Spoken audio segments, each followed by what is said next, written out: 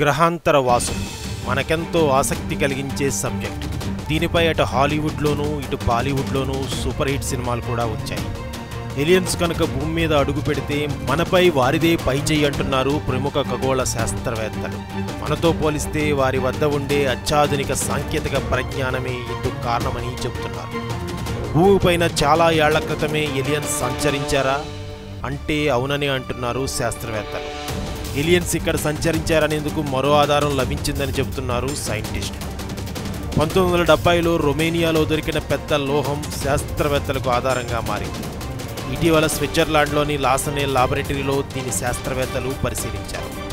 ఇందులో షాకింగ్ వాస్తవం ఒకటి తెలిసింది. ఈ లోహం 2,50,000 సంవత్సరాల నాటిదిగా గుర్తించారు.